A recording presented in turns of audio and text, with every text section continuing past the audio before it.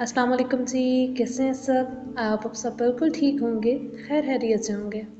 आज हम नावल सुल्तान राइटर हैं गहरे नयाब की एपिसोड नंबर 24 स्टार्ट करेंगे। So let's start. क्या? हयात जी ही थी। पागल वागल तो नहीं हो गए हो? अभी सुबह तो मेरे साथ था। कोई भूत भूत होगा, दूसरा लापरवाही से बोला था। नहीं नहीं, ऐसा नहीं हो सकता। देखो, मैं किसी चीज़ से नहीं डरती हूँ। मगर हया ने थूक निकला। मगर भूतों से मुझे बहुत डर लगता है। उसकी आवाज़ में खौफ साफ झलक रहा था। ये जैन ने हाथ टेबल पर मारा। अब आया ना होंठ पहाड़ के नीचे। क्या मतलब? ज़ीशान ने नासमझी से उसे देखकर पूछा। कुछ नहीं, तुम्हारे मतलब की बात नहीं। तुम इसके झूठों पर और इसकी चलती जुबान पर फोकस करो। तुमने कहीं ऐसी लड़की पहले नहीं देखी होगी जो चंद घंटे पहले मुझसे जान छुड़ा रही थी, अब बचने के लिए मेरा ही नाम इस्तेमाल कर रही है। उसका चेहरा एक बार फिर गुस्से से लाल हो रहा था। ज़ीशान ने मासूमियत से सिर नफी में हिलाया, लेकिन उसके इस टैलेंट को नज़रअंदाज भी तो नहीं किया जा सकता ना, कि वो वक्त आने पर गधे को भी बाप बना लेती है। उसकी बात के अख्ताम पर जैन ने चौंक कर उसे देखा। क्या मतलब, मैं गधा हूँ? उसने हैरत से अपनी तरफ इशारा करके पूछा। नहीं, मेरा ये मतलब नहीं था, लेकिन हकीकत को जुटलाया भी तो नहीं जा सकता ना, वो रुक रुक के मोहतात अंदाज में कह रहा था। उसकी बात पर कमरे में जैन की भरमदार आवाज़ गूंजी। निकलो, बाहर निकलो। जैन का इशारा दरवाजे की तरफ था। यार, ज़ीशान ने कुछ कहने के लिए मुंह खोला ही था कि जैन ने उसे बाजू से पकड़कर बाहर निकाल दिया। कम से कम अगले 1 महीने तक तुम मुझे अपनी शक्ल मत दिखाना, वो कहता उसके मुंह पर दरवाज़ा धड़ाम से बंद कर गया। ए लड़की, नाटक बंद कर और जो कुछ भी पास है वो सब निकाल दे। उसने गन उसके सर पर तान रखी थी। हया का जी चाहा कि यही गन मुकाबिल के मुंह में देकर सारी गोलियां उसके अंदर उतार दे। एक तो वो उस पर यकीन नहीं कर रहा था, और दूसरा गन दिखाकर यूं रोप डाल रहा था जैसे उसने गन पहले कभी देखी ही ना हो।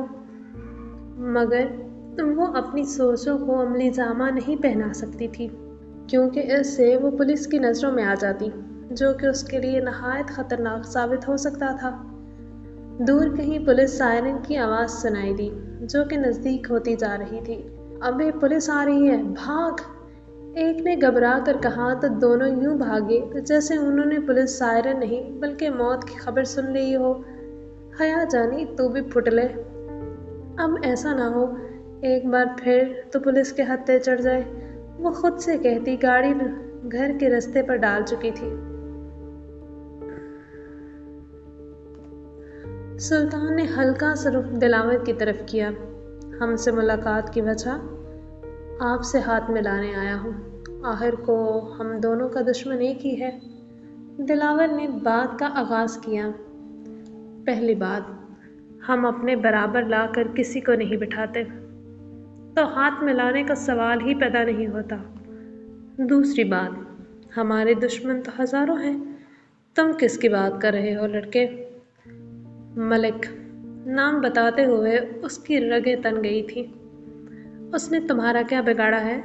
सुल्तान ने पूछा तो उसने अपनी मुट्ठियाँ भींच ली। मेरे भाई का कत्ल किया है उसने। शहराम भाई का? मरजान का लहजा लड़खड़ाया था। दिलावर की आंखों में नमी सी उतरी।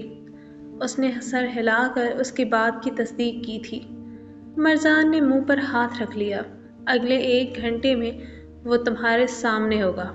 मैं देखना चाहूँगी तुम उसे क्या सज़ा देते हो। सुल्तान कहती उठ गई। अब कमरे में वो दोनों अकेले मौजूद थे। मरजान अपनी जगह से उठी और उसके साथ पड़ी दूसरी चेयर पर बैठ गई। ये सब मेरी वजह से हुआ है ना दिलावर? मेरी वजह से शहराम भाई चले गए। दिलावर ने सुर्ख आंखों से उसे देखा और सर नफी में हिलाते हुए बोला, नहीं, तुम्हारी वजह से कुछ भी नहीं हुआ, ये सब मेरे दिल की कारस्तानी है। भाई कहते थे तुम एक दिन इस मोहब्बत पर सब कुछ लौटा दोगे, और तुम्हें पता है मचान, मेरा हर बार यही जवाब होता, मेरा सब कुछ तो आप हैं भाई, और आपके मामले में दिलावर खान कोई कंप्रोमाइज़ नहीं करता। आप पर तो हज़ारों मोहब्बतें कुर्बान, लेकिन उन्होंने ख़ुद को मेरी मोहब्बत पर वार दिया। मरजान, उन्होंने मुझे इस सब से लाइल्म रखा। वो मलून जान गया था कि तुम्हें बचाने के पीछे भाई का हाथ है। उन्होंने हम दोनों को फरार करवा के खुद मौत को गले लगा लिया। दिलावर के आंसू मुसलसल बह रहे थे, जबकि मरजान को सांस लेने में दुश्वारी हो रही थी। अगले सीन पर बढ़ने से पहले आप हमारे चैनल को सब्सक्राइब कर लें और बेल आइकन के बटन को दबाना आप बिल्कुल नहीं भूलेंगे। चलते हैं नेक्स्ट सीन पे। जैन ने लैपटॉप उठाया और ऑफिस से बाहर निकल गया। गाड़ी में बैठकर उसने लैपटॉप अपने साथ वाली सीट पर रख दिया, जिस पर उसकी लोकेशन अभी भी शो हो रही थी, जबकि ब्लूटूथ हनूज उसके कानों में लगा हुआ था। अलबत्ता अब उससे म्यूज़िक की आवाज़ नहीं आ रही थी। शायद वो खुद भी सुन सुन के थक चुकी होगी।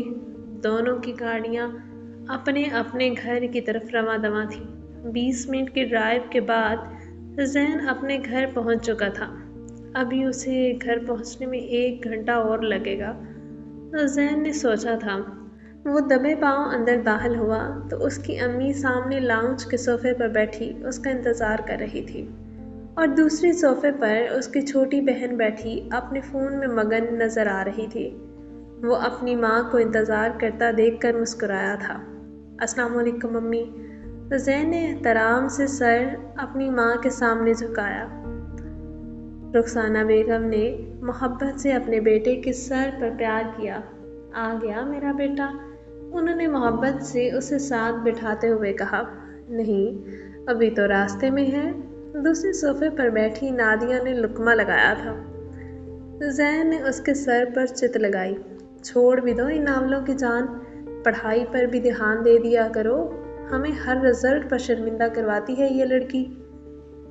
वो उसे डपट कर आखिरी जुमला अपनी वालदा को देखकर बोला। बेटा, मैंने तो इतनी बार इसे समझाया है कि अपने बड़े बहन भाई को ही देख लो।